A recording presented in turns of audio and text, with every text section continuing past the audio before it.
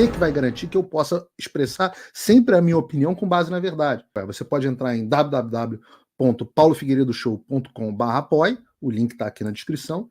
E além de conhecer o meu site, que está muito legal, tem todas as notícias, artigos que você precisa ver, etc. Todas as minhas redes sociais estão lá. Tem duas formas de apoio. Uma baratinha, $7 por mês, que com o cupom de desconto que está aqui na descrição fica 5 por mês. Mas esses, os que estão prosperando, que Deus abençoou, que viajam, que compram carrão, que estão com relógio de marca, esses eu convido a se tornarem não só meus apoiadores, mas meus patronos Gold. $49,99 por mês ou $41 no plano anual.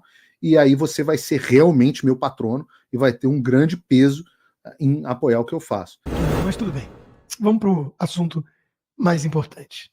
Estados Unidos. A mídia está em pânico. Essa capa da revista Time retrata, no fundo, isso. Não é só o Partido Democrata que está em pânico, é a imprensa. É a imprensa.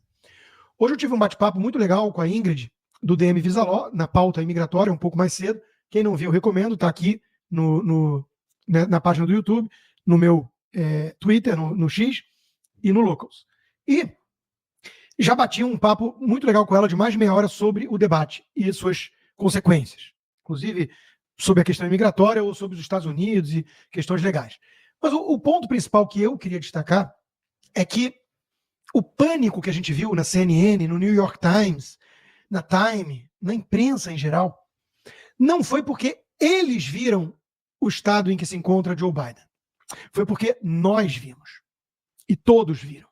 E ficou inviável ocultar isso do público.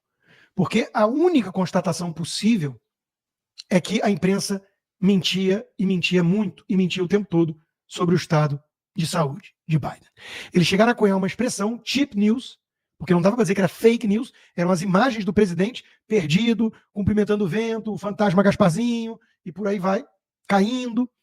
Mas eles diziam que isso era cheap news, ou seja, uma manipulação, retirando de contexto aquelas imagens, aquelas cenas, para pintar um quadro falso, mentiroso, de um presidente que estava sharp como nunca, mais afiado que lápis que você acabou de apontar. Né? Vários deles diziam isso. Não, eu estive com Biden, ele está muito afiado. Aí o mundo viu o debate que o Biden convocou, desafiando o Trump, que o Biden determinou os termos com a CNN, uma empresa de esquerda, um veículo de comunicação democrata. Ele ficou recluso, treinando uma semana para esse debate, e deu no que deu. Então, a revolta, a raiva da imprensa com o Joe Biden é por ele ter dado muita bandeira e não ter conseguido, nem mesmo com o que eles costumam injetar no homem, parecer minimamente vivo. Essa é a revolta da imprensa. E aí teve de tudo depois. Teve gente falando, ele tem que sair, não é possível, olha só como ele está, fingindo que não sabia. Teve gente falando, não, um dia ruim, o Obama, né, deu o tom, e todos os Obametes automaticamente acataram. Não, é um dia ruim, qualquer um tem. Mas pelo menos ele fala a verdade. Ele foi pego em pelo menos duas grandes mentiras no debate. E foi real-time fact-check. Não, porque o Board Patrol Syndicate me apoia. A página oficial disse, nós nunca endossamos a sua campanha, sua candidatura. Não, porque na minha gestão não morreu nenhum militar. Morreram 13 no Afeganistão com aquela saída atabalhoada. Então, é um mentiroso. E tudo que eles têm é isso. Não, o Trump é um mentiroso e fascista. Toda a campanha democrata se baseia nessa premissa. Trump é uma ameaça à democracia. Sendo que o homem ficou 4 anos lá, aí eles usam o 6 de janeiro, o Capitólio, a invasão, para falar que o Trump é perigoso. Toda a campanha deles se resume a isso. Não, o Biden pode estar meio cansado, meio. O Biden pode estar meio sem forma para debate, mas ele é um cara que se preocupa com o povo americano e fala a verdade. Ele não se preocupa com o povo, só com a família toda que está lutando para manter um morto muito vivo, porque tem muitos interesses nisso. Imagina que o cracudo do Hunter, cujo laptop veio à tona na última eleição e a imprensa escondeu, hoje a gente entende isso muito claramente, né? Imagina que o Hunter ganhava $50 mil só de uma empresa de energia da Ucrânia, a Burisma, um cara que não entende nem como é que liga uma lâmpada, muito menos tocar uma empresa de energia. Por que o cracudo tinha esse emprego e hoje pinta quadro com o dedo que meu filho faz coisa muito melhor e vende por milhão? Porque ele tem o sobrenome Biden. A irmã do Joe Biden está rica pelo mesmo motivo. O irmão do Joe Biden está rico pelo mesmo motivo. E os Guga Chakra da vida, oi Guga, insistem em dizer que pelo menos ele é um cara normal, não é do mal. É só um sujeito que ficou 50 anos no Senado se corrompendo e usando o filho cracudo para ganhar dinheiro às custas do cargo que ele ocupava. Então, nem isso resta. Mas o fato é que tudo o que restou para os democratas é dizer que o Trump é uma ameaça à democracia. Portanto, temos que ir de Joe Biden. Joe Biden que mostra que não tem condições de continuar no comando hoje. Quiçá 4 anos à frente. Todo mundo sabe, então, que é votar na Kamala Harris. Uma pessoa bem radical e esquisita. Então, eles estão em pânico, porque tem barreiras legais. O colégio eleitoral já deu a candidatura para o Biden, não pode tirar. Só se o Biden quiser sair. Mas aí tem que combinar com a Dr. Jill, aquela figura monstruosa que trata ele que nem eu trato meu filho, né, de 6 anos de idade. Biden, Joe, você conseguiu responder todas as perguntas, parabéns! Uma pessoa, né, eu faço isso com meu filho, quando ele faz um desenho bonito para mim e traz todo orgulhoso. Né? Agora, tratar assim o presidente dos Estados Unidos, o marido, que claramente não está em condições, e ela, dane-se, deve mandar injetarem tudo que puder no homem, porque ela está ferrada se perder a boquinha. Toda a família Biden vai ter que procurar emprego de verdade se o homem não estiver mais lá. E a Kamala Harris também, que está, aliás, apavorada, né? Kamala Harris está preocupada que os democratas substituam Joe Biden por um candidato branco. Claro, ela quer eliminar aqui, ó, Gavin Newsom não, o outro lá não, tem que ser eu. Não pode fazer isso. Por quê? O que ela vai fazer se não for isso? Então, situação lamentável para o Partido Democrata. Todo o dinheiro arrecadado até agora, que é muita grana, não pode ser transferido. É intransferível, no caso de mudança de candidatura. Então, que situação que eles arrumaram. Agora, fingir surpresa com o estado de saúde do Biden? Oh, meu Deus, ele está mal mesmo. Não, isso é cover-up. Isso é tentativa de disfarçar, não deixar muitos rastros da trajetória de mentiras deliberadas espalhadas pela imprensa. É disso que se trata. Então, o pânico não é do Partido Democrata ou do Biden. O Biden não está nem aqui entre nós para ter pânico. Ele é um morto muito vivo. O pânico é de quem tentou enganar o povo contra tudo que o povo enxergava com os próprios olhos, de que o Biden não estava mal. Isso era teoria da conspiração dos republicanos. É mais uma, né, das tantas teorias da conspiração que se mostram verdadeiras. Então, 72% dos americanos dizem que Biden não tem condições mentais de ser presidente.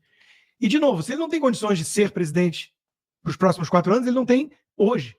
Só que ele é o comandante em chefe das forças armadas mais poderosas do planeta. Você imagina a reação de Putin, Xi Jinping, de Kim Jong-un, Lula, Maduro, todos esses ditadores de republiquetas das bananas, de regimes comunistas, vendo um troço desse. O eixo do mal está salivando. E óbvio que quer mais 4 anos disso.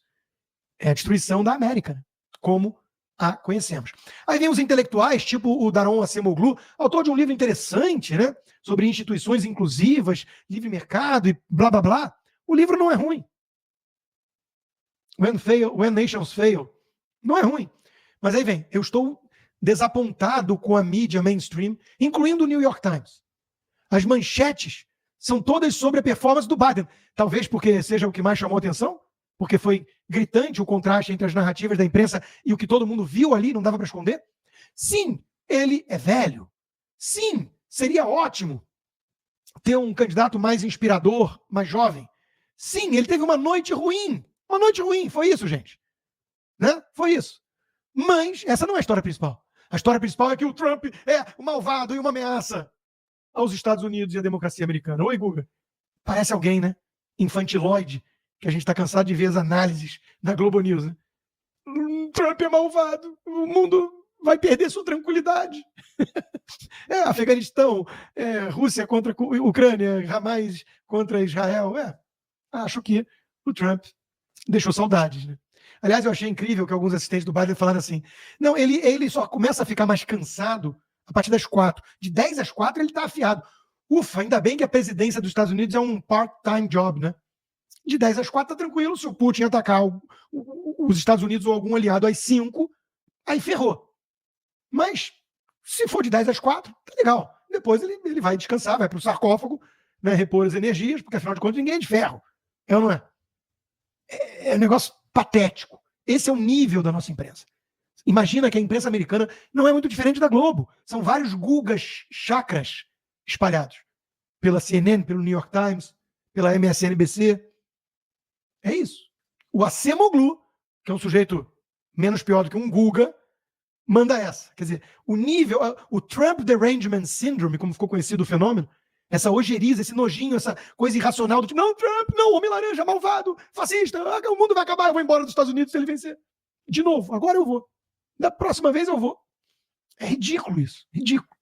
É querer rotular o adversário para interditar o debate sério, sobre a gestão do Biden, sobre o estado de saúde do presidente dos Estados Unidos hoje, sobre a corrupção da família, e por aí vai. Ninguém pode falar isso porque, afinal de contas, ajuda o homem laranja malvado, fascista, a voltar ao poder. Olha como é que a Globo dá a notícia da decisão da Suprema Corte essa semana.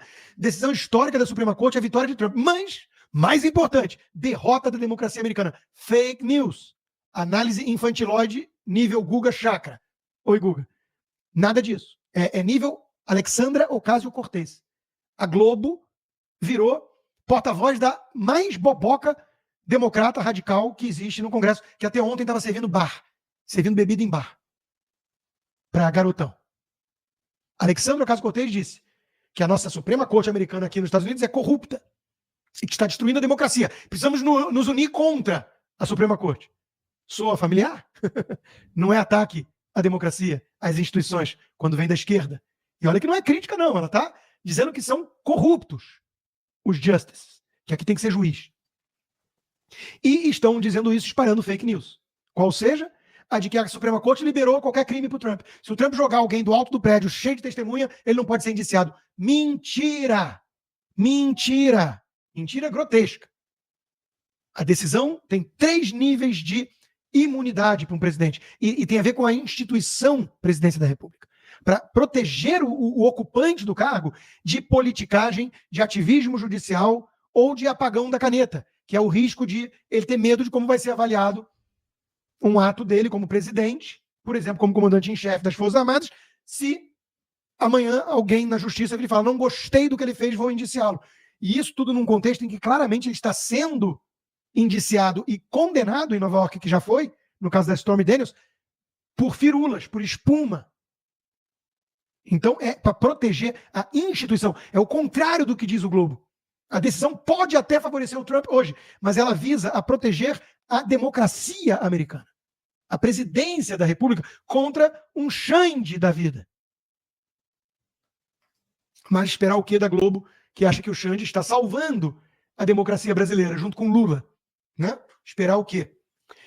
Para fechar Estados Unidos e ir para a Europa, Elon Musk, que voltou a comprar algumas brigas importantes, inclusive a nossa, né, no Brasil, disse que o New York Times está atacando a sua liberdade de expressão, porque o editorial do New York Times colocou a primeira emenda está fora de controle. A primeira emenda é para garantir a liberdade de expressão. Por que o New York Times acha que está fora de controle? Porque está permitindo liberdade demais a quem não devia.